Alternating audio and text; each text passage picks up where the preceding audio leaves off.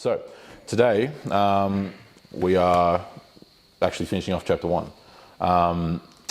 So in the previous lessons, we've obviously had an introductory lesson. We went through verses 1 to 5, and then in the last lesson, verses 6 to 10, which are all being regularly uploaded online on the church website and the church's YouTube channel if you need to catch up with them. Today we're then going through verses 11 to 24, which finishes off chapter 1. This particular section now transitions out of the introduction itself, which is obviously subdivided between those two portions that we looked at, verses 1 to 5 and then 6 to 10. And now he is moving into the next section, which is, for lack of a better phrase, the origin or the source of the gospel, and then a defense of his deliverance of it, as well as kind of mixed in with a defense of his own apostleship, for reasons that I'll explain kind of as we go through the text.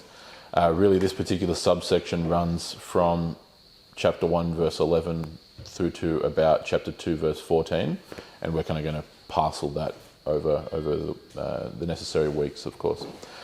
So anyway, today, this first portion of this subsection, which is in Galatians chapter 1, verses 11 to 24. So let's read, and then we'll go from there. So, Galatians chapter 1, verses 11 to 24. For I make known to you, brothers, that the gospel which I am proclaiming as good news is not according to man. For I neither received it from man, nor was I taught it, but I received it through a revelation of Jesus Christ. For you have heard of my former conduct in Judaism, how I used to persecute the church of God beyond measure and tried to destroy it. And I was advancing in Judaism beyond many of my contemporaries among my countrymen, being far more zealous for the traditions of my fathers. But when God, who had set me apart from my mother's womb and called me through his grace, was pleased to reveal his Son in me so that I might proclaim him as good news among the nations, I did not immediately consult with flesh and blood, nor did I go up to Jerusalem to those who were apostles before me, but I went away to Arabia and returned once more to Damascus. Then 3 years later, I went up to Jerusalem to become acquainted with Cephas and stayed with him 15 days. But I did not see any of the other apostles except James, the Lord's brother. Now in what I am writing to you, I assure you before God that I am not lying. Then I went to the regions of Syria and Cilicia, and I was still unknown by sight to the churches of Judea which are in Christ.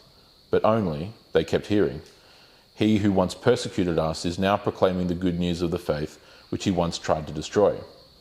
And they were glorifying God because of me. Let's pray. Blessed Lord, who caused all holy scriptures to be written for our learning, grant us so to hear them, to read them, to mark them, to learn them, and to inwardly digest them, in order that we may embrace and ever hold fast to the blessed hope in Jesus Christ. Amen.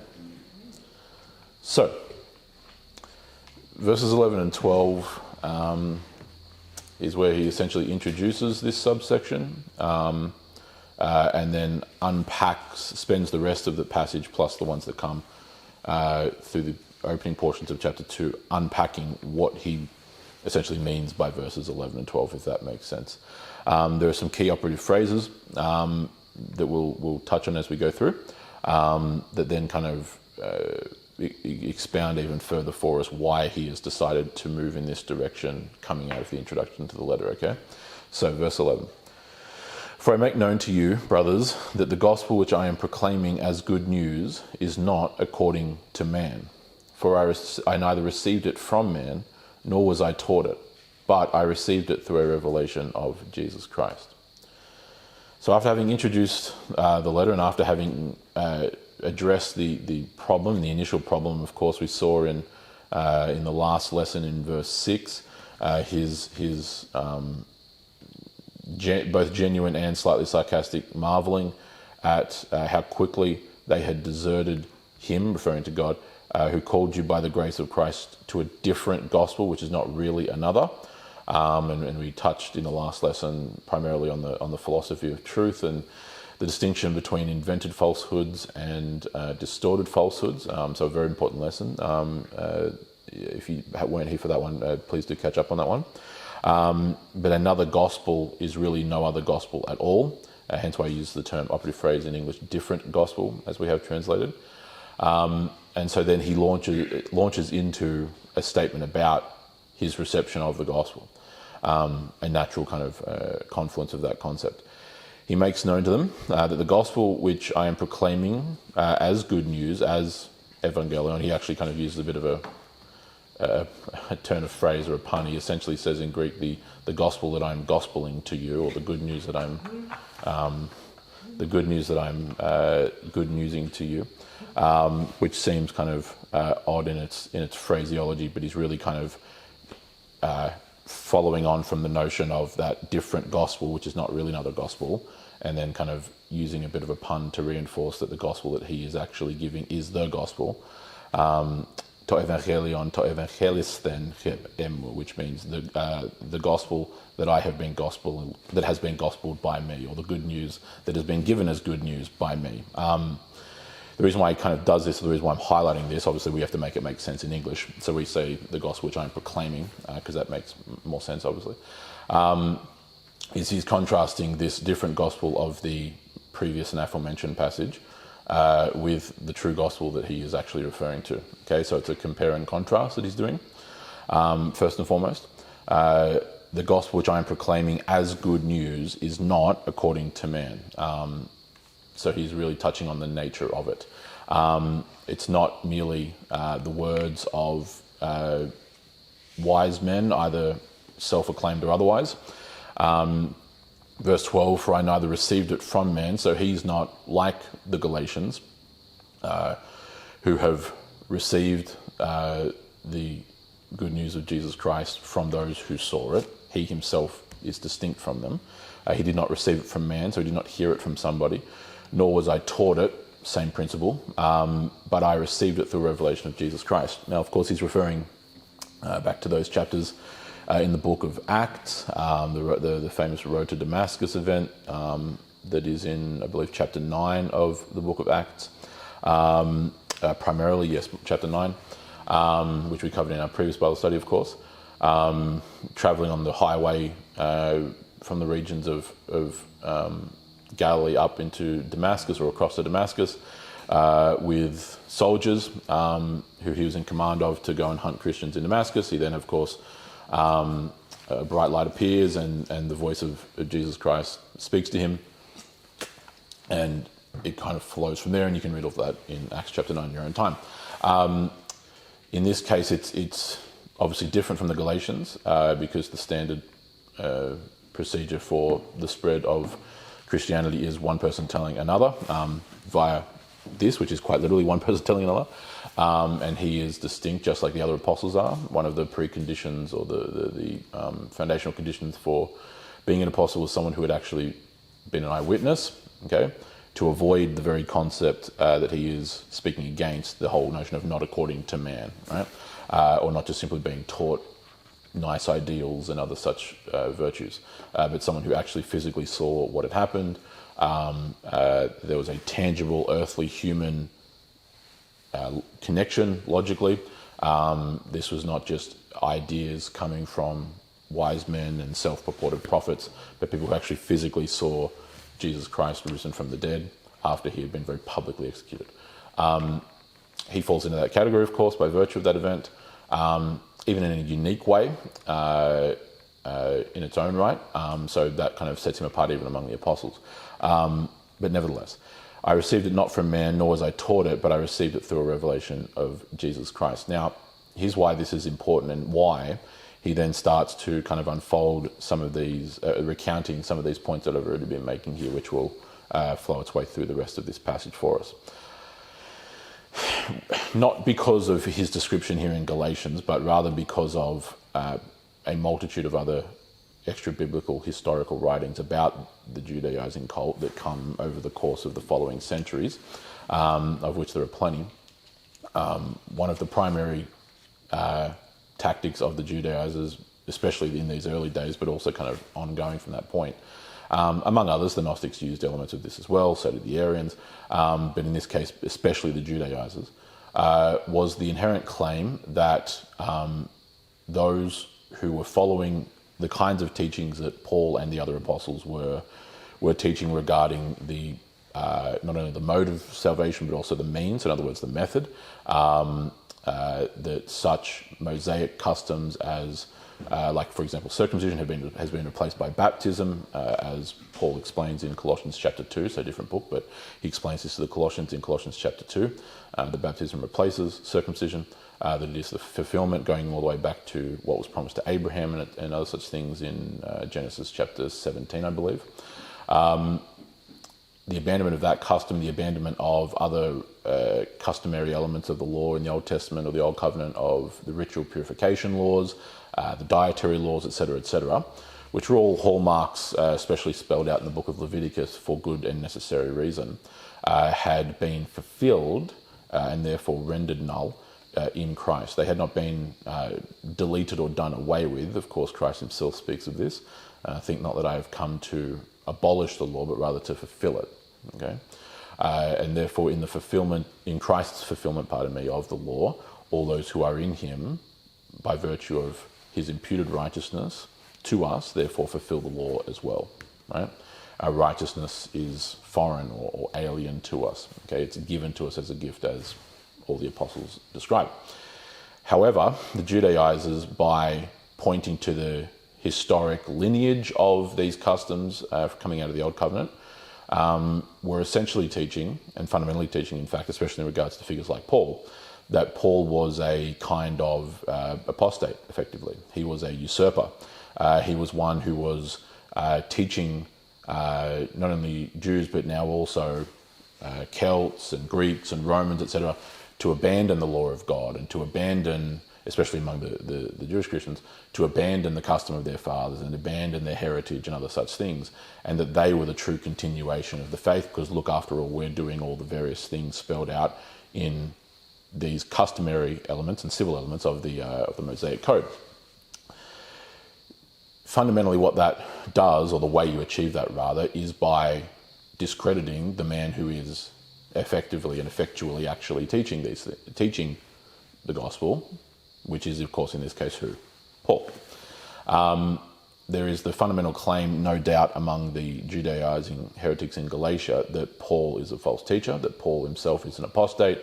He's teaching us to abandon the customs of our ancestors and our fathers, etc., etc., etc. Part of the reason why we know that, as I said, other than extra-biblical sources, historical sources which indicate how the Judaizers went about their business, it comports with exactly what Paul then comes to say following on from verse 13 and onward. Okay, so in verse 13 following, "For you have heard of my former conduct in Judaism," right, so the religion of the Pharisees, in other words, "how I used to persecute the church of God beyond measure and tried to destroy it. And I was advancing in Judaism beyond many of my contemporaries among my countrymen, being far more zealous for the traditions of my fathers."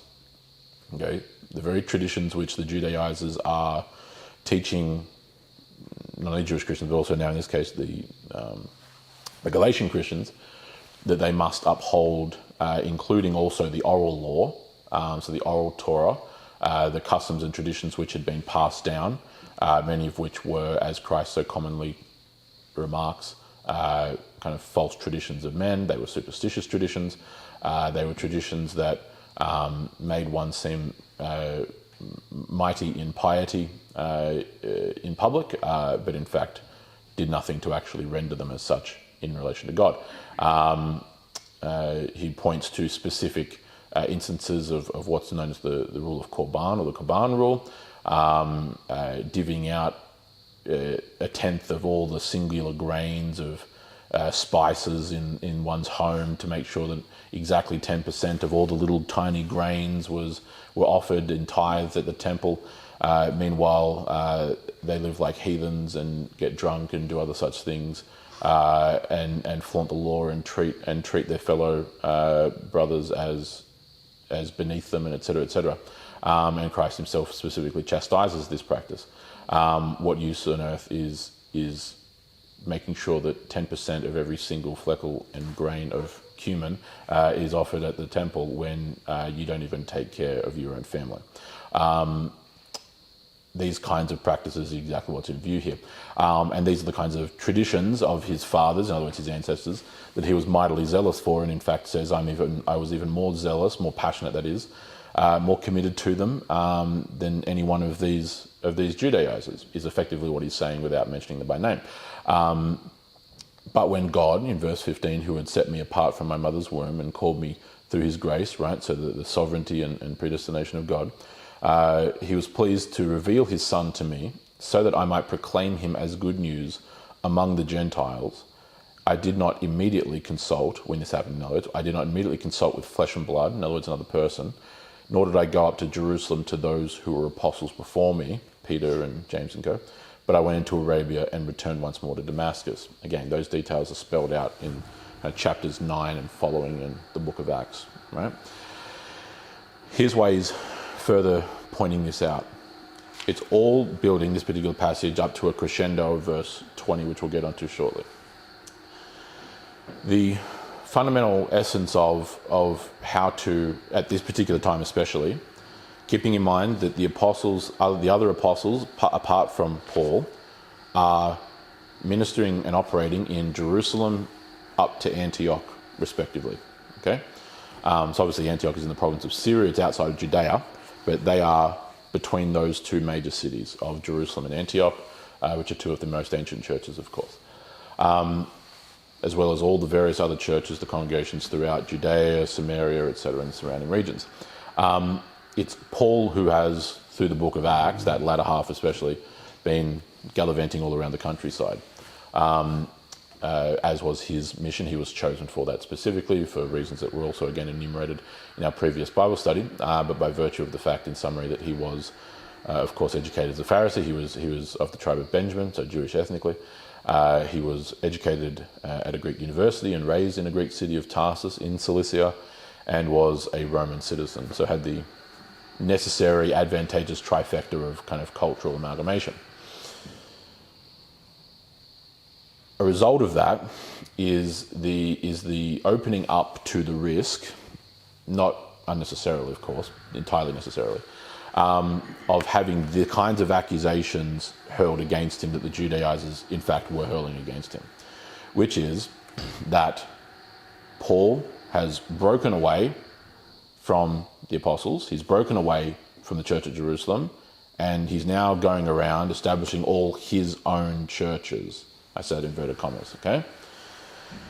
And that these churches, and that these, more importantly, the teachings in the churches, and not just the institutions, but also then obviously the theology and the praxis of those places, is Paul's misinterpretation and misleading of what is the true essence, and here we, the Judaizers, are to fix all that for you, okay? Unlike Paul, we're not going to teach you to abandon the ancient customs. We're not going to teach you to abandon the traditions of our fathers. Instead, it's actually necessary that you uphold all those things in this way, etc. And that is actually, and to abandon those is actually to abandon the true faith. It's to abandon the faith of Abraham and Isaac and Jacob. It's to abandon Moses and Aaron and Joshua. It's to abandon David and Solomon and others. It's very easy to paint that picture when you simply pause and think about how, in a kind of Machiavellian way, how you might go about doing what the Judaizers are in fact doing. That's the kind of slanderous distortion of the truth, like we addressed last week, that they were engaging in. The way that they were convincing people was not by coming with brand new, out of the proverbial blue teachings. They were putting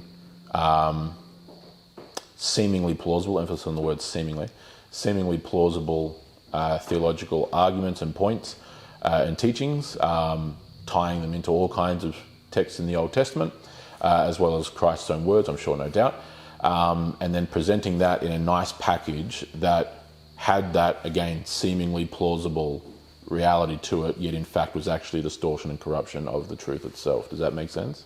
Yeah.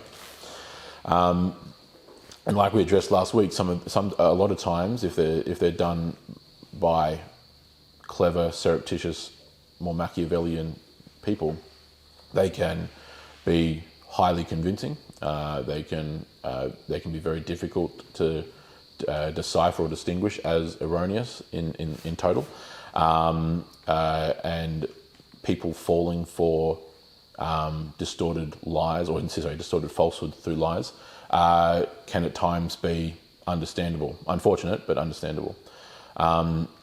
Well-crafted lies are extremely potent and powerful by virtue of their ability to maximize the amount of truth in the lie itself.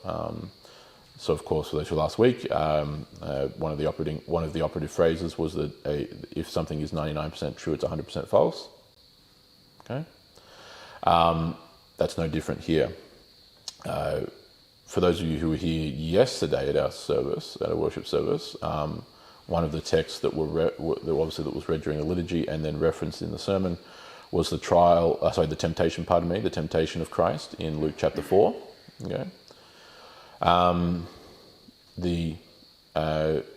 of the more prominent features of that temptation is, of course, the fact that Satan himself uses quotations from the Old Testament in order to tempt Christ toward evil. Okay.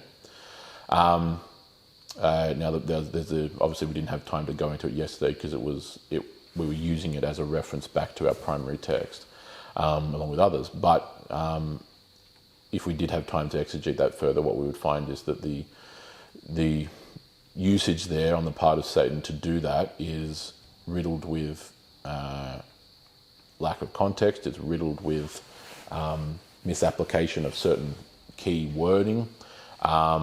Much, of course, as he did, and again, as was his pattern, is of using or taking rather the word of God and then twisting it through misapplication, which of course goes all the way back to another portion that we also referenced, which was the fall itself in Genesis 3. Did God really say blah, blah, blah, blah, blah? Right? And repeating back the words of God, but with either a word missing or a twisting of the inference, etc., etc. Because again, that's that element of distorted falsehoods, okay, as opposed to just outright invented ones. Taking elements that are partly or even mostly true, but then omitting or twisting something so that there's elements of lies in it as well. In this case, with Paul, the reason why the Judaizing heresy was so easily spread and kind of why those who have been Christians for about 5 minutes were so susceptible to it is because on the surface, the teachings of the Judaizing heresy, Judaism at large as he references, but the Judaizing heresy specifically, has a significant percentage of truth to it. Okay. Moreover, it certainly has an air of truth, right? A kind of atmosphere of truth. It's ultimately sophistry, so it's seemingly plausible arguments that ultimately, upon further examination, reveal themselves to be faulty or fallacious. But again, that's only once you kind of peel back the proverbial layers of that account or of that message or of that ideology, whatever it is, that you then realize after having done that. But for those who fail to do that, or more importantly, those who don't have the ability to because they have not been Christian for long, in this case the Galatians have been Christian by the time he's writing this letter, again, we're working on the operating principle that he writes this prior to the Council of Jerusalem for reasons that we've explained previously, as is one of the most common view. The Galatians have been Christian for barely 2 years at this point, okay? Barely, at the most, which is not long at all. Their local ministers by definition, do not have the experience to deal with this. They are doing the best with what they have, and the obvious lack of experience naturally. They can't just draw 30 years of experience because it hasn't even been 30 years since the resurrection. It hasn't even been 20 years since the resurrection. And so they are very, very vulnerable in all respects, including their leaders. And so the failures of their leaders are not justifiable, but understandable contextually. Right? As the Judaizers are undermining not just the message that Paul brings, but also the man Paul himself, this presents a whole host of problems, given the fact that Paul, is the one who founded these churches in the first place. Okay, in order to actually twist and pervert the congregations in Galatia to the Judaizing heresy, they first have to destroy the man who actually brought the message. That's a kind of a proverbial package deal. Because you can have a scenario where the message is one thing itself, but because the message is so directly and obviously tied to the man, from an experiential point I mean, right? Because it's not a group of apostles that have come to them, it's just one, right? Which is by design, but it's just one nonetheless. It's why he has already mentioned in verse 8, previously, as we saw in the previous lesson, even if we or an angel from heaven should proclaim to you a gospel contrary to the one that we have already proclaimed to you, let him be anathema, right, i.e. accursed. It's for that same reason. And so he has to actually not just defend the message, but actually defend the message bringer, which is in this case himself. So he has to engage in an auto apology, right, a defense of himself. Which is why he's now, from verse 15 onward, well, really from 14 onward, but especially from 15 onward, talking and recounting his own history, his own story, right, which was outlaid in the book of Acts, chapter 9 and following, okay? Following on from that verse 17, where we had just gone through, he then continues the point that he's making, verse 18. Then 3 years later, right, so after having gone out to Arabia for 3 years, again, as accounted in the book of Acts. Then 3 years later, I went up to Jerusalem to become acquainted with Cephas, right, Peter's Aramaic name. So to become acquainted with Peter, to introduce himself to Peter. And again, those details also explored in Acts. And stayed with him for 15 days. But I did not see any of the other apostles except James, the Lord's brother. Again, details also accounted. Why is he repeating these things? Because he is in a position where he knows full well that the Judaizing heretics are not just simply undermining words, they're undermining, the man who speaks the words. Okay. In fact, from a sociological perspective, it is far, usually 9 times out of 10, sometimes not, but 9 times out of 10, it is much easier to defeat a concept or a message, an idea, whatever it happens to be, in any capacity, really on any subject, by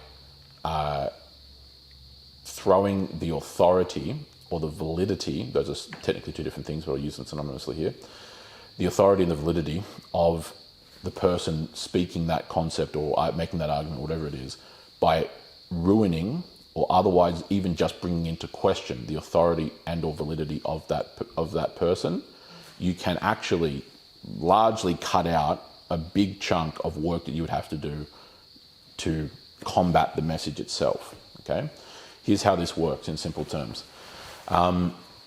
You'll be familiar with it if you're not familiar with it by name, but you may well be familiar with it by name. So it's what we refer to in philosophy as an ad hominem, okay, which is simply Latin for against the man. Right? An ad hominem fallacy is a type of informal fallacy. I won't bother with what that means at this moment.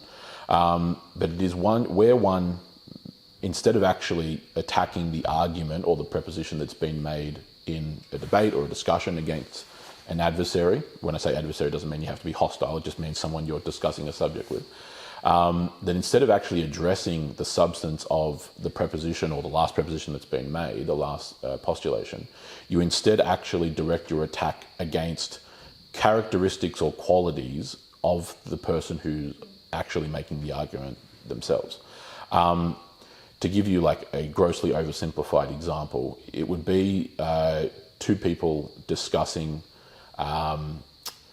their view on, you can pick any subject here.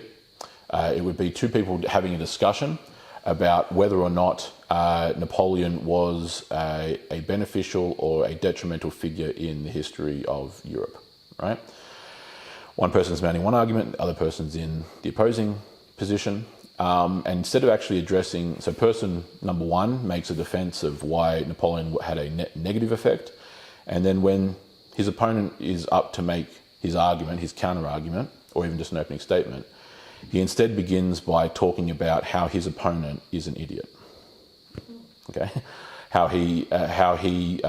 he's actually too stupid to be engaging in this discussion. I've heard from his friends that he's really not that bright at all, and blah blah blah blah blah blah blah. Seems trivial, but what that is an ad hominem, where you're actually not attacking the substance of the argument. You're instead actually attacking the argument giver or the argument maker, the person, right? So ad hominem against the man. This happens in all kinds of ways. Ways in which this occurs today is when people are having a discussion about any kind of subject, and then instead of actually addressing the substance of the subject itself, again, regardless of what it is, name calling kind of ensues. Again, real or perceived. That is kind of just the simple, popular level way that ad hominems usually manifest themselves.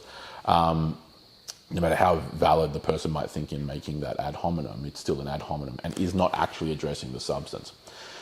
The thing that's difficult, though, with that, and the reason why it's so pernicious, is the fact that ad hominems work. That's the problem.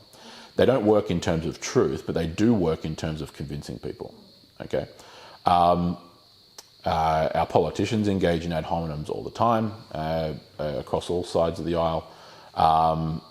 Our news media engages in ad hominems routinely and frequently as well. Of course, much of media is actually incentivized towards, especially more in the tabloid side of media. Social media is riddled with it as well. It's just simply unhelpful and inconducive. The problem is, though, is that unfortunately, people, generally speaking, just by virtue of our own human condition, are all too swayed by ad hominems. Okay, if you can through pathos and emotion and charisma convince an audience watching a debate that your opponent is actually an imbecile and shouldn't be listened to anyway,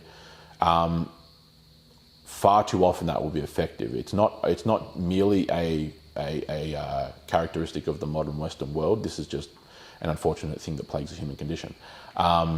In fact, many times, even in in advanced or high civilizations like the Romans, this was often used. There were significant portions of Roman legal history where trials were conducted almost essentially by theatre, where the accused would be brought before one acting as a prosecutor essentially for the Roman state. He would then have his lawyer, again, for the crime of doing whatever, and then a large crowd would be gathered, of course, to watch the entertaining value of these orators make their sophisticated arguments. And by swaying the emotions of the crowd, you would bend them towards wanting to find this guy guilty and have him thrown into the Colosseum to face trial. This is generally how this worked quite frequently in Roman history, for example, because the ability of skilled rhetoricians or orators to move crowds is frighteningly prolific. We've been going through in our church history class many of the figures we've seen, from Justin Martyr to Athanasius of Alexandria to John Chrysostom to Augustine, who we just looked at yesterday. Of course, all had what in common? They had all received an elite education in rhetoric. Hence why St. John Chrysostom is referred to as such, Chrysostomos, right, the golden mouth. They use those skills for good and for truth. The problem is that more dubious characters can also use equally elite and sophisticated training and skill to do the opposite. In this context here, that very much speaks to the point I'm trying to make. Many of at least as far as certain historical sources indicate, many of the Judaizers were actually former Pharisees. Former Pharisees, okay? Which is half the problem, because they are, and here's what I mean by that, they are more educated than their fellow congregants, which is natural. Again, every single person sitting here in this room has different levels of knowledge and education. That's totally fine. They also, generally speaking, again, not only have more education, so in the kind of formal academic sense, by and large, the reason why any Pharisee or Sadducee was successful was because and able to actually get through that education is because they were, broadly speaking, to one degree or another, bright. Right? They weren't dummies. So by and large, again, on average, not universally, but on average, more intelligent than their fellow congregants. Okay. So you've combined intelligence, so kind of raw, just God-given intelligence, with formal skill acquisition, education. And that is a very, very powerful package that can be used for wondrous things, as we've seen with those aforementioned early church fathers, the Holy Fathers, that I mentioned. But like I said, when used for more malevolent purposes, it can also be equally powerful and prolific, just in a more devastating way. And on the ground, the kind of way that plays out is that your average Galatian Christian, who has been Christian for 5 minutes, like I said earlier, is sitting having a discussion with one who is a Judaizer, who was a former Pharisee, who knows the Old Testament inside and out, knows it far better than they do, because of course they do, and can present all kinds of seemingly plausible and sophisticated arguments, again, through sophistry. So sophistry, in other words, not to be confused with philosophy, but similar root, right, from sophia, meaning wisdom. Sophistry is a negative. Okay, I'm using it in the pejorative sense. Sophistry is a seemingly if someone's engaging in sophistry, they are presenting a seemingly plausible argument that's ultimately, though, flawed. Okay, and it can be a really complex argument that's really difficult to actually peel back those layers to eventually get to the lie, to the falsehood, which means that if you don't have the acumen, either intelligence-wise or education-wise, to be able to actually break through that argument, you're not going to have a way to combat it. That's the problem, right? So I'm saying to you, God-given intelligence and education is a powerful tool that can be used like any other tool for good or for evil. Okay. In this case, it's for evil, because your average Galatian Christian sitting there has exactly zero ability to intellectually fight back against the Judaizers. Not one iota of an ability, which is exactly why Paul's writing the letter to try and give him the ammunition to do that, to be able to actually spell out, because Paul is the only one really in Galatia, involved with the Galatian churches, who would have that ability, because he's not only smarter, but also more educated than even the Judaizers, right? Hence why he points to the fact that he was, again, verse 4, that's why, again, I'm not speculating, he's telling us this in verse 14, I was advancing in Judaism beyond many of my contemporaries, right, among my countrymen, being far more zealous, i.e. passionate for the traditions of my fathers, okay? And he's right, that's not arrogance, because he's actually correct. It's not arrogant on his part to actually state what's just fundamentally true. Paul was extremely intellectually bright, according to quite literally everyone else who ever spoke about him, and he was already almost universally regarded as the kind of top of his class and top among his generation. Again, that's even coming from other non-Christian sources as well.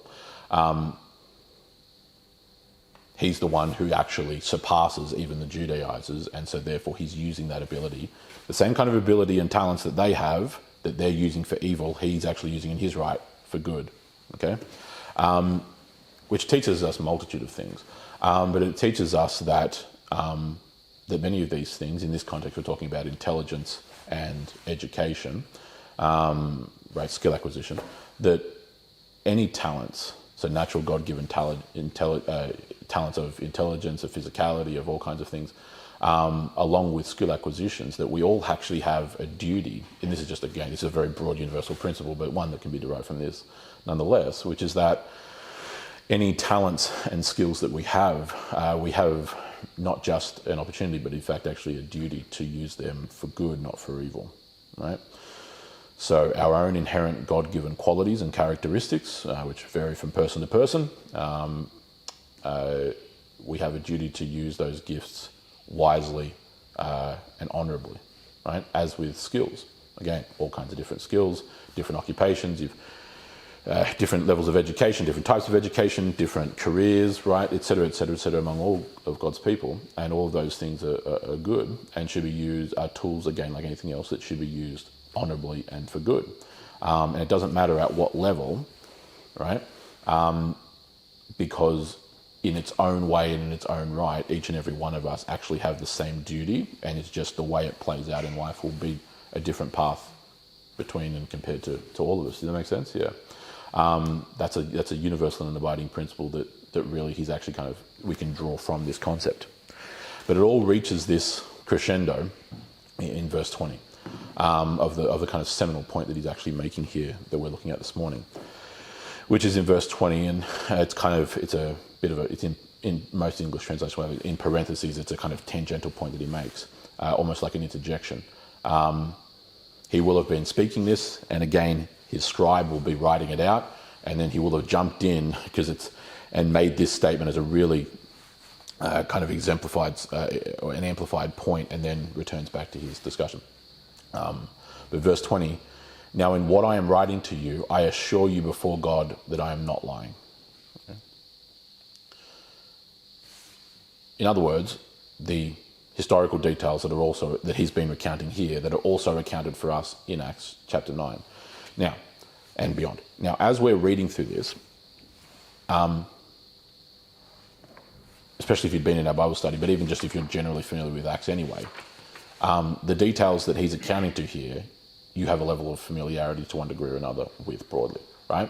This is not something new or revelatory that we're learning about the Apostle Paul, because this has already been accounted. Okay, he's writing this, in time and history, he's writing this more than a decade prior to the writing of the book of Acts. But as 2,000 years down the pipe, Acts and Galatians we have open right nearby each other, right? So people have read this in the book of Acts. This is not anything new for the person in the 21st century reading the New Testament. Do you understand what I mean? However, this accounting and why he then interjects with this very, very kind of stark and stern point that he's making. Now, in what I am writing to you about his history and his conversion, etc., I assure you before God I am not lying. He's actually swearing an oath here in the Greek. I assure you before God. That's that operative phrase, before God, means before the face of God. He's invoking the presence of God to bear witness to the words that he's speaking, okay? He's actually invoking that heaven bears witness to what he's saying, that he's telling the truth. He's literally swearing an oath to God, okay? Before God to them, that he's not lying, okay? And he makes a really emphatic point. Again, most English translations hopefully have an exclamation point after that sentence, because it's heavily emphasized in the Greek. The reason why he's doing this is, again, he's in the midst of defending his authority and validity as an apostle, okay? Because that's what's being fundamentally undermined by the Judaizers. It's not just the theology, it's not just the ideas, it's actually the man who brought the theology and the ideas, yeah? Because again, ad hominems are for starters, they're an easier tactic to use than sophisticated counter-argumentation, and B, in terms of manipulation, they are also easier to not just perpetrate and permeate, but also actually utilize to sway whatever target, whatever audience, toward your own objectives, right? In the malevolent case. Because of emotions, because of sentiments, because of how, to one degree or another, easy it is to actually sway the emotions of people, which is why the scriptures, Old and New Testament, ad infinitum, warn and command us to be wise and to be discerning and to be disciplined and to be sober-minded, which essentially means the same thing as disciplined. There's all those admonitions, right? Because human beings are just quite frankly too easy to deceive. It's just the reality of it.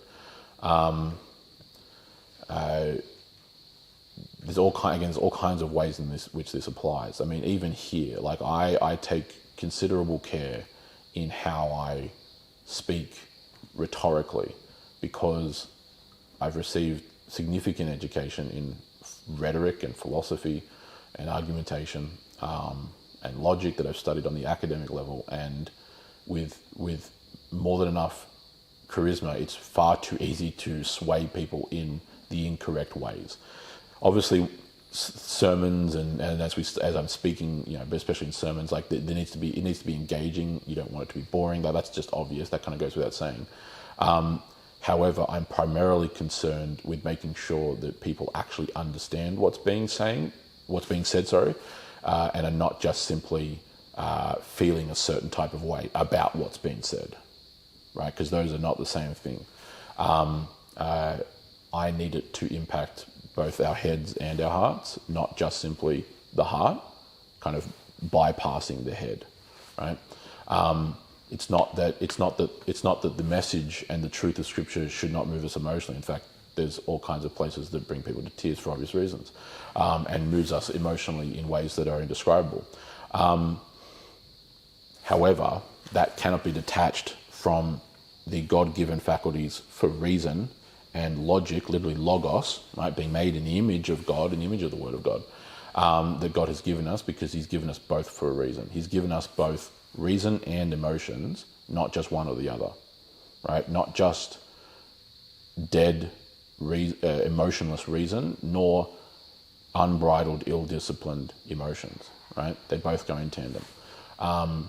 And the usage of what in rhetoric is called pathos, right? The swaying of the emotions, is something that is able to manipulate the emotions to an incredible degree, bypassing largely or even entirely the reasonable or intellectual faculties, right? And it's dangerous, and it leaves people entirely at the subjugated whim of the speaker, and so it's something that people have to be very careful about. And I go to great lengths to try and be careful with it. It's why when I'm preaching, you don't hear me. I'm not very animated when I speak. Like, I'm engaging, I'm talking, I'm explaining things, but you never hear me raising my voice in a loud sense. I mean, I know we're amplified, but you get the picture.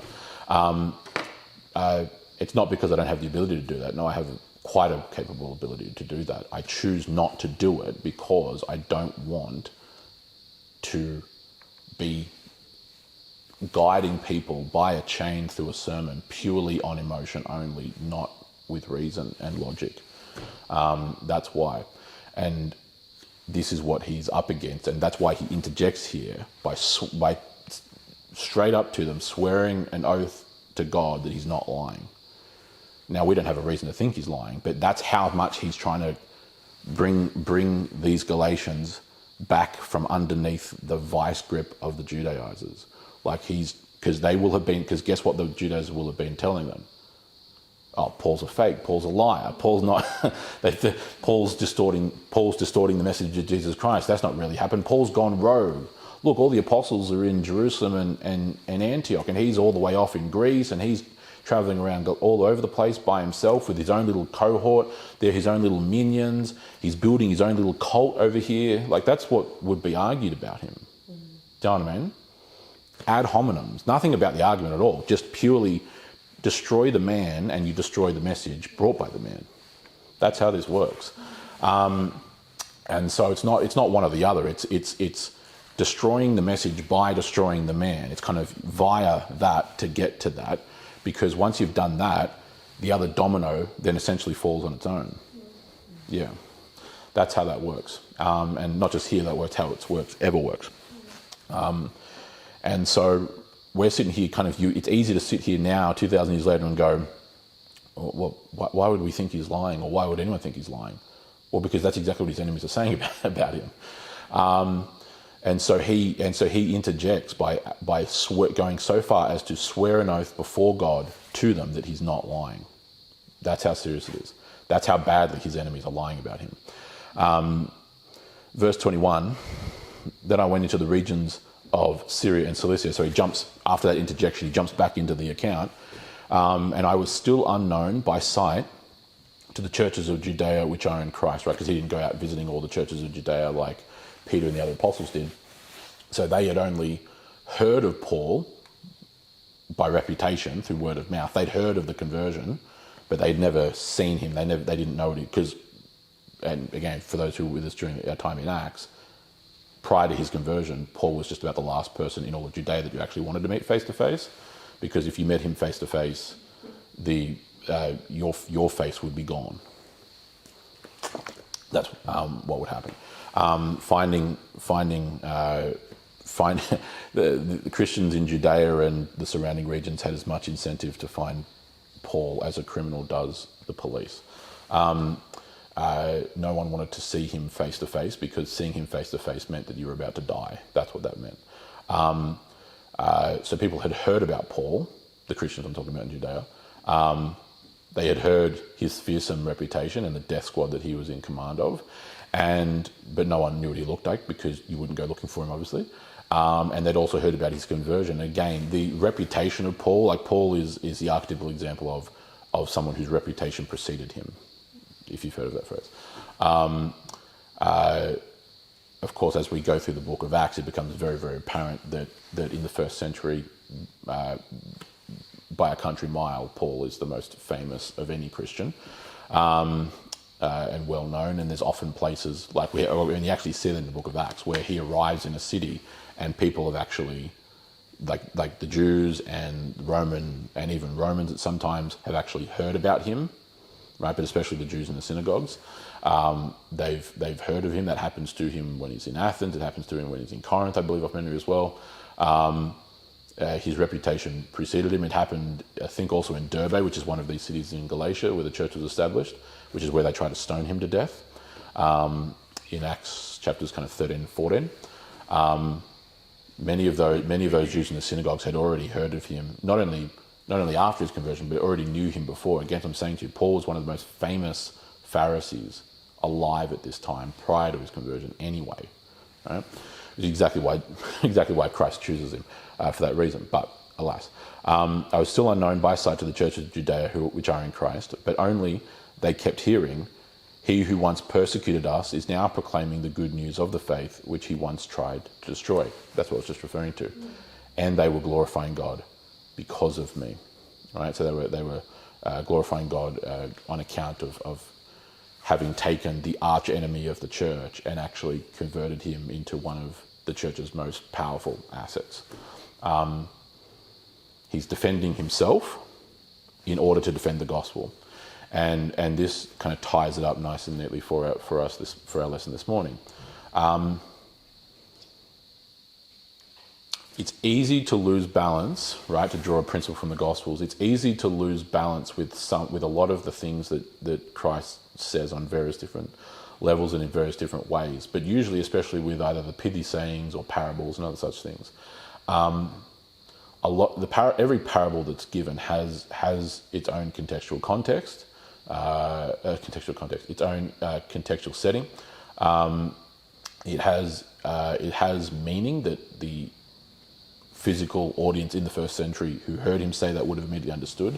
I've explained this, for example, in relation to the going the extra mile motif. Under Roman law, anyone in the Roman provinces outside of Rome was obliged by law to, if a Roman soldier or soldiers plural, asked them to assist with moving military equipment or carrying their gear or helping them whatever way, the people, non-citizens, had an obligation under law to help those Romans, but there was a natural cap to stop any of the Romans abusing that, which was they could help you transport equipment, for example, no more than 1 mile. Okay? From the Latin miles, or miles, meaning soldier. Okay? So a mile is 1,000 steps by the left, right? 1.6 kilometers for us now. You couldn't go more than that, right? So a Roman soldier couldn't say, hey, we need you to help us carry this 10 miles, right? So that it made a balance between non-citizens having a civic duty under law to assist the Roman army, but also a cap to stop any abuses, right? So when Jesus says to go the extra mile, right, because it was an inherently largely abusive practice, to go the extra mile was out of good-heartedness. When you'd gone the mile, keep on carrying it, right? So the Roman soldiers, who again would largely use that to just essentially take a load off them and make these dumb peasants do it for us, you now going the extra mile all of a sudden turns them into a spin, and now they're begging you to give them back their equipment so that they can carry it, so that they don't get in trouble and face a military tribunal, right? So it's using the ungodliness of one's enemy against themselves, but not through evil, but instead through good, right? This goes all over the place, including things like turning the other cheek, okay? Again, shockingly widely misunderstood and abused, not historically and always, I'm just talking about generally my experience in our time, where the concept or the principle, the virtue of turning the other cheek ends up getting dramatically reduced and boiled down to become a doormat, right? And simply allow anyone and everyone to just walk over you and take anything that happens to you, because that's supposedly what that means. The problem is that's not what that means. The problem is that it's talking about how you respond. In fact, it's explicitly talking about that. Again, he wasn't saying Christ wasn't giving some brand new saying that no one had ever heard before. In fact, it was actually a reasonably well understood and widely spread phrase of the time. Okay, if one slaps you on the cheek, right, on the right cheek, turn to them the left. Okay, which has kind of a dualistic meaning. On the one hand, when someone slaps you on the right, and it's explicitly the right for the second reason I'll explain in a minute, your cheek goes red, it's inflamed, right, it's hot, quote unquote. The other side is not red, it's not cool. Sorry, it's not hot, it's cool, right? So don't respond in an inflamed, unbridled, violent, angry way when people insult you, because by the way, it's about insults, again, for the second reason I'll explain in a minute. Instead, respond with discipline, cool, calm, collected, as we might say, right, in your response, right, in a dignified way, not in a rash, brutish way. Secondly, and more importantly, similar to what the analogy of the going the extra mile is, again, all tied into cultural context. A Roman citizen could slap a non-Roman citizen for an insult, right, in defense of their onos, their honor. The acceptable way of doing this customarily was to use your right hand, for reasons I'll explain in a second, and slap them with the back of the hand on their, as in the recipient's, right cheek. Okay, so if I can kind of turn my hand around like this, right? That was an honourable way of defending your honour against an insult, okay? And it was done in a specific way. It wasn't a punch with the left hand, it wasn't an open hand slap with the left hand, it was a very specific set of customs for symbolic reasons. Historically, almost universally in the ancient world, especially in Mesopotamia and the Mediterranean, the right side of anything, the right eye, the right hand, was considered the side of good and light and righteousness, whereas left was considered the side of dark, evil, chaos, etc. There's all kinds of things, and that plays out also in the scriptures. You see this again. So when in the scriptures, when the Israelites and then later on all Christians are told to bear the name of God on their forehead and on their right hand, it's the righteous side. Okay, seems odd to us because we've kind of lost that symbolism, but that was ubiquitous in the ancient world. Right hand, it's honourable. Onto their right cheek, it's honourable. By turning the other cheek, what you would force them to do is what? Just think physically. An open hand slap, which would bring dishonour on them, or even worse yet, them using their left hand, which would be even more dishonourable. So it's two in one. It's about the response, not responding inflamed and reddened, right, and in like kind, but instead cool and orderly and nobly. And also then, by doing that, what you do in the analogy is that if they then try and come back at you again, they only look dishonourable because you're responding honourably and nobly. They're blowing up, getting angry, getting irate, and you're cool and you're calm about it and you're being dignified and you're not stooping to their level. See how that works? When you understand the original historical context, it all of a sudden makes sense. And more importantly, it saves us a massive amount of time of going around in circles trying to think about what it means instead of actually just going back historically and finding out what it means.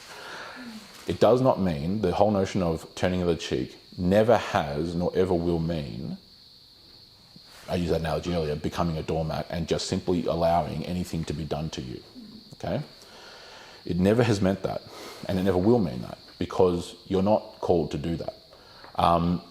There are instances where Christians, and again, we twist this in all kinds of ways. We see, for example, famous martyrs throughout the history of the church, right, in all kinds of settings. Again, martyrs whose names and stories we know, untold countless millions who we don't know by name, etc. All together. We think of that as kind of an archetypal example of turning the other cheek. Oh, well, they allowed themselves to be captured, and they allowed themselves to be put to death, and that's turning it. No, it's not turning the other cheek at all. That's never what that statement ever meant. Otherwise, you can't make heads and tails of the multitude of times that Jesus comes this close to being stoned by the Pharisees and the Sadducees and the Jews, and then escapes. He's not seeking to get killed, not at that time, because time would come later. So then the one time which it was time for him to be captured, what does he do in Gethsemane? He submits to the arrest, right? And hence why he goes on to say to Pontius Pilate, you'd have no authority if it was not given to you from heaven, right? All of this is happening by the ordination of heaven. It's exactly what God, has planned, right? But prior to that, he wasn't waiting around to get martyred and get killed, because that was not the appointed time. Right? You can't make heads and tails of his command to the apostles to sell their cloak and to buy swords, because they're going to go to dangerous, perilous places where people are going to try and assault them and kill them and do all kinds of things to them, and they need to be able to defend themselves. Right? There has to be a concerted effort to remain balanced on these things biblically. Defending one's own reputation, right? A reasonable defense of one's rightful reputation, not boastfulness about how great you think you are. I'm talking about a reasonable defense of your own reputation is entirely what he's doing here. And he also does it in Acts. Again, we see that in those latter chapters, especially kind of chapters 19 onward, 19, 20, 21, 22 especially, the Jerusalem affair as it's known, right? Where he's brought before these absolute kangaroo courts at the hands of the Jews, and then later on at the hands of the Roman governors. He defends himself in his reputation, right? He's not going to allow, as in referring to the Apostle Paul, he's not going to allow the good work that Christ has done through him to be besmirched and to be dishonoured. Because to tear down Paul is to tear down who Paul represents. Yes? That's how this works.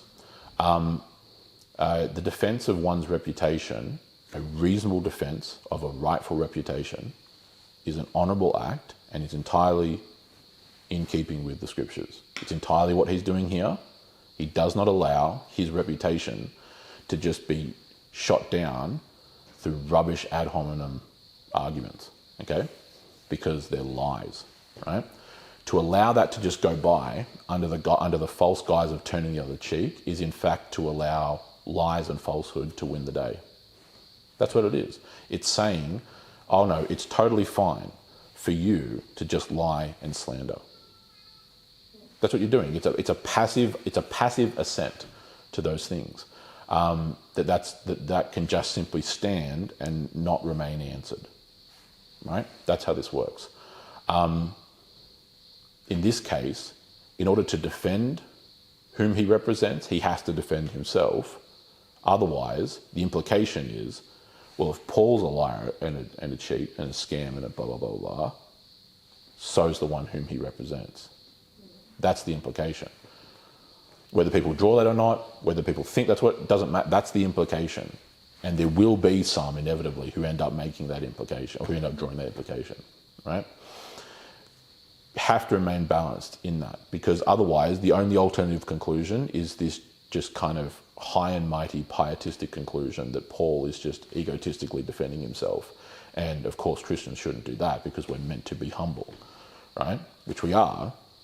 But that concept of, you shouldn't defend yourself or shouldn't defend your reputation because we're meant to be humble, pits your own reputation and humility at odds with each other when they're not at odds with each other. Those are not mutually exclusive things, okay?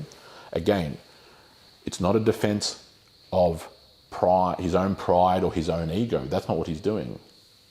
He's defending his conversion. Look at how much of this is actually focused on what? He gives one sentence in a negative contrast in verse 14. He gives one sentence about how advanced he was in Judaism compared to his contemporaries, and the fact that he's a thinly veiled explanation about the fact he's smarter and more educated than the Judaizers, which is true. Again, that's not a lie either. That's not a lie. That's true, right? And then the rest of it is about the work that God has done in him, in his conversion and in his promulgation of the good news of Jesus Christ, right? It's not about how brilliant he was.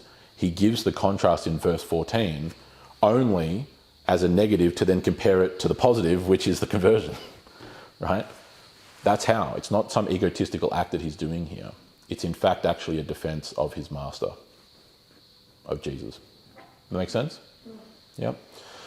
Important to remain balanced in those things, and that's one of the biggest lessons that can be learned from this particular passage here, is that kind of concept, along, of course, with all that we've discovered thus far. Like I mentioned in the introduction, this continues to flow into the next chapter, right? We're just breaking it down over the necessary lessons, but we'll continue through into the beginning of chapter 2 in the next lesson.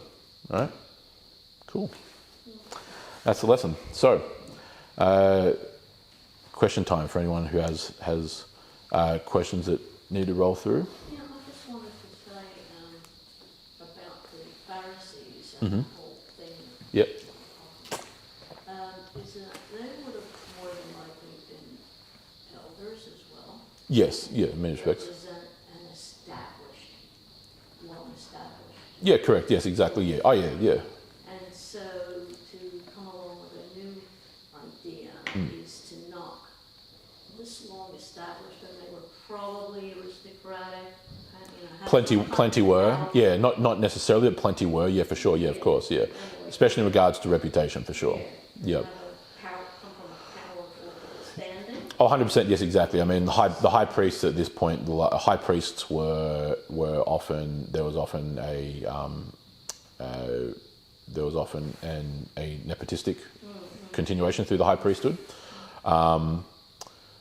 including during the first century.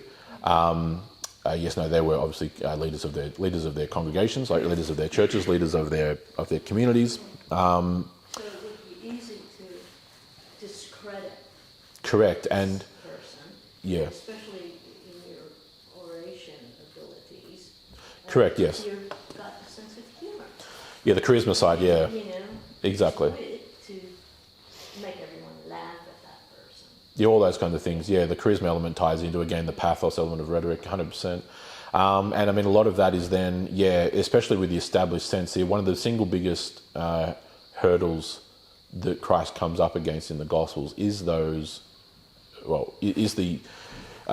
kind of established canon and corpus of traditions that have come back from Babylon half a millennium prior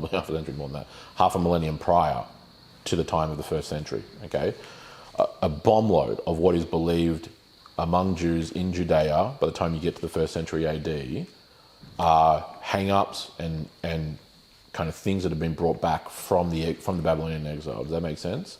Okay. The disputes between the Pharisees and the Sadducees, again, they have different beliefs on different concepts. That's why at one point Jesus makes a point about the resurrection, and And he does this in a way to actually, and then he escapes because now the Pharisees and the Sadducees stop fighting him and they actually start fighting each other, because the Pharisees believed in resurrection, the Sadducees did not. Paul actually uses the exact same tactic in the Jerusalem affair in Acts chapters 19, 20, 21, etc., where this whole kangaroo court's going on, they're all attacking him, and he mentions a point about the resurrection, and then the entire assembly erupts into an argument, and now they're arguing against everyone except him.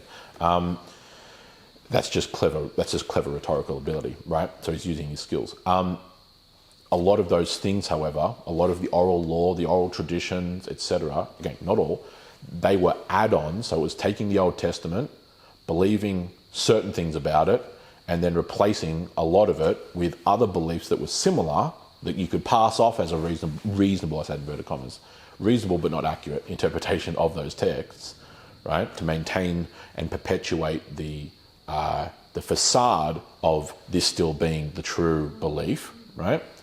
And that's a practice that still continues itself down. Again, he mentions his own advancement in Judaism. That's what Judaism is. It's not just Christian. We've mentioned this many times before. Obviously, it's not Judaism is not just simply Christianity minus the New Testament. Okay, because if you were to do that, you would just simply be in the position where all the apostles were in the first century, which is what all they had was what we now call the Old Testament, which points them exactly toward who? Jesus. Okay? It's false, traditional reinterpretations and reimaginations of things in the Old Testament while ignoring gigantic portions of it that are too inconvenient to actually study, like Isaiah 53, like various other portions of the major prophets and the minor prophets, etc., that are so clearly and abundantly and obviously talking about all the things that actually occurred in the first century with Christ that line up directly, that then become an inconvenient truth that you have to either ignore or just reinterpret into non-existence. Right? Not long after this, with the destruction of Jerusalem, the Pharisees and the Sadducees, those two schools are destroyed. Their ideas kind of float off into the ether, and they're essentially recapitulated and reimagined even again about a century and a half after this time period we're in here. And that's the formulation of what becomes the Talmud, okay, which is continued on in Judaism to this day. That's what that is, and it's all premised on similar, not exactly the same, obviously, but similar concept as to what the Judaizers themselves were instead teaching. The problem with the Pharisees and the Sadducees in the first century is that they had an air of historical basis, right? With our ancestors have been believing this for centuries and centuries and centuries and centuries. The problem is that what you'd been believing for those centuries, going all the way back to Babylon, was wrong. That's the problem. These customs and traditions and reinterpretations of either subsections or even entire sections of the Old Testament were wrong. That led you to a position that when the Messiah comes, you don't just merely not recognize him, you actually fight against him. That's how you end up there. And that's what Christ and the apostles make a point of. That's why that's how this works, right? And so that's very much along those lines. The reality of what's going on, to touch the essence of your point, is that in reality, the apostles and all those at Pentecost and everyone else kind of flowing out from there, that is the continuation of the faith handed down from Abraham and Isaac and Jacob and everything else. That's why later on in this book, who does he identify in chapter 3 as the descendants of Abraham? It's not just those by blood. It's in fact actually those spiritually. All those who are in Christ are the true descendants of Abraham, including Isaac and Jacob and Moses and Joshua and Aaron and David and everyone else and Solomon, etc., blah, blah, and the prophets and the apostles, right? But that's actually the continuation. They are, as in they, so the apostles, and the faithful Galatians and the faithful Antiochians and the faithful Jerusalemites and blah, blah, blah. They are the continuation of that. These other ones have actually diverged. They're the apostates, right? The Judaizers and those in the Judaism of the Pharisees and the Sadducees, they're the ones who are broken off, not the Christians, right? It's actually the continuation of the ancient faith, right? So yes, good point. Yes? Would the Judaizers be aware of the Gospels? Would they have knowledge of them. So the physical books of the Gospels have not, the physical letters themselves have not been written yet. So it's still all going around through word of mouth, right? But the answer is yes. Are they aware of the Gospel as in the essence of the Gospel? In other words, the historical account of who Jesus of Nazareth was and what he did? Yeah, absolutely. Just about every Jew was aware of that, no matter where. That's why when Paul rolls up in certain places, they know exactly who he is, because they know exactly who this Jesus. There's not a Jew alive at this point in the world who hadn't heard of Jesus of Nazareth. That had gone around. They just simply rejected it. The physical Gospels start getting written in the 50s and the 60s, so about 5, 10, 15 years after this time. We're in here in the late 40s. We're in about the year 48, 49 AD here. But the account of the Gospels, yeah, they're absolutely 100% aware. That's why, and we know that because when Paul arrives in plenty of places, they've already heard of him. They've already heard of Jesus of Nazareth. That's why there's this one account in the book of Acts where there's a dispute with Paul and the Roman authorities are trying to get involved and figure out what's going on. There's a riot, blah, blah, and the Jews turn around and say, we have no king but Caesar. That's a statement in opposition to Jesus as in like king, as in the Messiah, right? The Christ, the anointed one. We reject him. We have no king but Caesar. That's that context. They know exactly who Jesus is, yeah. So before the physical gospel accounts have then been written, all this stuff is already spread around by word, yeah. Good question. Any other questions or anything else? Cool. All right. Very good. Thank you very much. As I mentioned, the next lesson we will continue into the beginning of chapter 2.